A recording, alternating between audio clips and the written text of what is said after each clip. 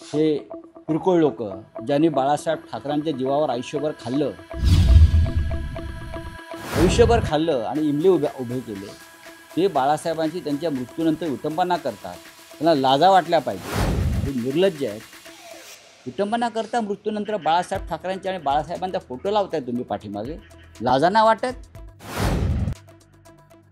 नारायण राणेंनी त्यांच्या पोरांना आवरावं. लक्षात ठेव, तुम्ही मंत्री असाल, तुमच्या घरी सत्ता येते सत्ता जाते, हे लक्षात घ्या. एवढंच सांगतो मी. लोक रस्त्यावर तुम्हाला धुतल्याशिवाय राहणार नाही. अनिल परब हे शिवसेनेचे नेते आहेत. अनिल परब हे विधान परिषदेचे सदस्य आहेत. अनिल परब हे कायदे पंडित आहेत, वकील आहेत. तुम्ही त्यावर प्रश्न विचारायला पाहिजे की अनिल परब यांनी जे काल एक वक्तव्य केलं किंवा जी माहिती दिली आहे, त्या माहितीवर तुम्ही पत्रकारांनी संशोधन केलं पाहिजे. हिंदुहृदय सम्राट शिवसेना प्रमुख बाळासाहेब ठाकरे यांच्या संदर्भात हे किरकोळ लोक ज्यांनी बाळासाहेब ठाकरेंच्या जीवावर आयुष्यभर खाल्लं आणि इमले उभे केले, ते बाळासाहेबांची त्यांच्या मृत्यूनंतर विटंबना करतात. त्यांना लाजा वाटल्या पाहिजेत. हे निर्लज्ज आहेत. विटंबना करता मृत्यूनंतर बाळासाहेब ठाकरेंचे आणि बाळासाहेबांचा फोटो लावताय तुम्ही पाठीमागे. लाजा नाही वाटत? नारायण राणेंनी त्यांच्या पोरांना आवरावं. लक्षात ठेव, तुम्ही मंत्री असाल, तुमच्या घरी सत्ता येते सत्ता जाते, हे लक्षात घ्या. एवढंच सांगतो मी. लोक रस्त्यावर तुम्हाला धुतल्याशिवाय राहणार नाहीत. मी हे अत्यंत जबाबदारीने सांगतो. रामदास कदमांवरती जे भाष्य त्यांच्या कुटुंबातल्या घटनेसंदर्भात अनिल परब यांनी केलेलं आहे, ती अत्यंत गंभीर गोष्ट आहे. राज्याचे गृहराज्यमंत्री योगेश कदम यांनी रामदास कदम यांच्या पत्नीला जाळण्याचा प्रयत्न झाला की काय झालं, अशा प्रकारचा गंभीर मुद्दा अनिल परब यांनी मांडलेला आहे. त्याची चौकशी केली पाहिजे. तुम्ही बाळासाहेब ठाकरेंचे ठसे आणि हे याच्या चौकशा करायला निघालेला आहात. तुमची लायकी आहे का त्यांचं नाव घ्यायची? बाळासाहेब ठाकरेंच्या लायकी आहे तुमची? आमच्या अंगावर याल ते याद राखा. अजून अनिल परब यांच्याकडे बराच साठा पडलेला आहे स्फोटकांचा. मला माहिती आहे काय आहे ते. तुम्हाला तोंड दाखवणं रस्त्यावरती मुश्किल होईल. काल उद्धव ठाकरे म्हणाले की मी नमक हरामांवरती बोलणार नाही. त्याला प्रतिक्रिया देत रामदास कदम म्हणाले की आम्ही भरभरून नमक हे उद्धव ठाकरेंना दिलेलं आहे. मग त्यावर तुमची प्रतिक्रिया? काही नाही. रामदास कदम यांच्यावरती प्रतिक्रिया देण्यात की ते महान नाही आहेत.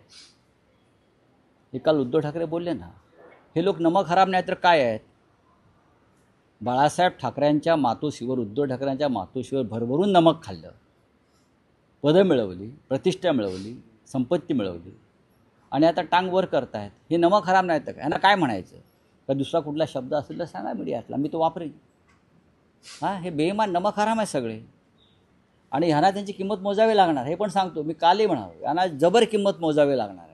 अमित शहा यांना वाचवणार नाही आहे, किंवा नरेंद्र मोदी आणि फडणवीस वाचवणार नाही यांना अमित शहा वाचवणार नाही, यांना नरेंद्र मोदी वाचवणार नाहीत, यांना देवेंद्र फडणवीस वाचवणार नाहीत. या बेईमान लोकांना, ज्यांनी बाळासाहेब ठाकरेंच्या संदर्भात अशी दळभद्री वक्तव्य का भूमिका घेतलेल्या आहेत, त्यांना कोणी माफ करणार नाही. मुळात अमित शहा, नरेंद्र मोदी, भविष्यात ह्यांची अवस्था काय होणार आहे हे मला माहिती आहे. सर, आपण शेतकरी आर्थिक नुकसानामध्ये, कारण ते पावसाळ्यामध्ये शेतकऱ्यांचं नुकसान झालं, तर दुसरीकडे दिवाळी जवळ येत चालली, तर महावितरणकडून वीजमध्ये वाढ करण्यात आहे. त्यामुळे या संदर्भात कोणी बोलते का? हे जे नमक हराम तुम्ही ज्यांचं नेत्यांचं नाव घेतलं, शेतकऱ्यांच्या प्रश्नावर, बेरोजगारांच्या प्रश्नावर, नवी मुंबईच्या विमानतळाचं उद्घाटन करायला नरेंद्र मोदी येत आहेत ना. नवी मुंबई विमानतळाचं पूर्ण गुजरातीकरण झालं आहे, तुम्हाला माहिती आहे का?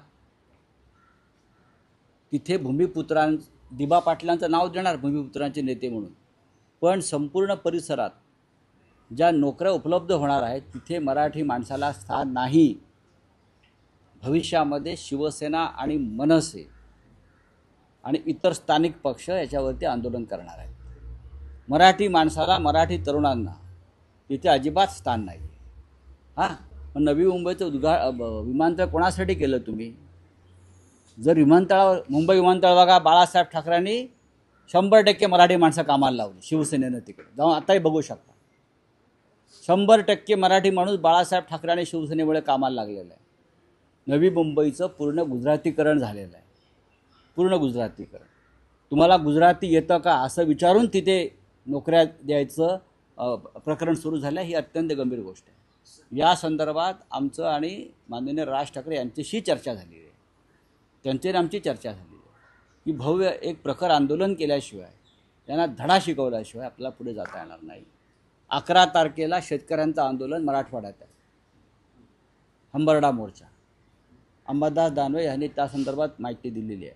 स्वतः शिवसेना पक्षप्रमुख उद्धव ठाकरे त्या आंदोलनाचं नेतृत्व करणार आहेत. शिवसेना जमिनीवर आहे. शेतकऱ्यांसाठी, कष्टकऱ्यांसाठी, भूमिपुत्रांसाठी काम करणारी संघटना आहे. की हा काय बोलतोय, तो काय बोलतोय, तेवढा वेळ नाही आमच्याकडे. असं आंदोलन होईल या उद्घाटनाच्या पूर्वी असं आंदोलन आमचं चर्चा सुरू आहे. बघू ना, डिसेंबरला विमान उडणार आहे ना, कसं उडतंय बघू. जयंत पाटील देखील काल म्हणाले शेकापचे आमची बैठक देखील सुरू होणार आहे आणि आम्ही जर असं स्थानिकांना नोकऱ्या दिल्या नाहीत तर आम्ही धावपट्टीवर देखील उतरू, असं जयंत पाटील शेकापचे काल म्हणाले. मी काय तुम्हाला वेगळं सांगतो. मी बोला स्थानिक पक्ष जे आहे, शेतकरी कामगार पक्ष, हा तिकडल्या भूमिपुत्रांचा एक पक्ष आहे. दिबा पाटलांचं नाव त्याला द्यायचं आपण मान्य केलेलं आहे सगळ्यांनी. आणि भूमिपुत्रांना जर स्थान नसेल तर आम्ही सगळे जे मराठीवादी पक्ष आहोत त्यांना एकत्र येऊन यासाठी आंदोलन करावं लागेल नवी मुंबईच्या विमानतळासंदर्भात. त्याच्यामुळे माननीय उद्धव साहेबांची याला मान्यता आहे, संमती आहे. राज ठाकरे यांची संमती आहे, जयंत पाटलांची संमती आहे. चला, थँक्यू. म्हणाले की आमचे कार्यकर्ते म्हणतील, माझे पंचासोबत पाडली नाही. हाँ, बोलिए, क्या है? क्योंकि अमित शाह महाराष्ट्र में आएंगे, अहिल्यानगर में आएंगे. देश के गृह मंत्री कहीं भी जा सकते हैं. हमेशा महाराष्ट्र में उनका स्वागत हुआ है. लेकिन इस बार गृह मंत्री जी इतने डरे हुए क्यों है? और हमारी सरकार भी इतनी डरी हुई क्यों है भाई? क्यों डरी हुई है? अमित शाह आने से पहले अहिल्यानगर के शिवसेना के सभी बड़े नेताओं को अरेस्ट किया है. हमारे एक प्रमुख कार्यकर्ता भरत मौर्य को अरेस्ट करके अज्ञात जगह पर ले गए. MNS के कार्यकर्ताओं को नोटिस दी. मराठा आंदोलक जो समाज के नेता है उनको पकड़ने की कोशिश हो रही है. आप देश के गृह मंत्री हो, हाँ, आप इतने ज़ोर ज़ोर से गर्जना करते हो. आपने सोनम वांगचुक को अरेस्ट करने की हिम्मत दिखाई है, तो महाराष्ट्र में आने से इतने क्यों डरते हो?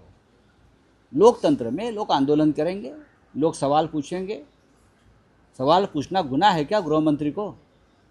अब तक मराठवाड़ा में नहीं गए, इतनी बड़ी बाढ़ की गंभीर परिस्थिति वहाँ निर्माण हो गई है, आप वहाँ नहीं गए. वहाँ भी जाने से आप डरते हो. किसान आपको सवाल पूछेंगे, किसान आपको घेर लेंगे. तो ये महाराष्ट्र की सरकार भी डरी है.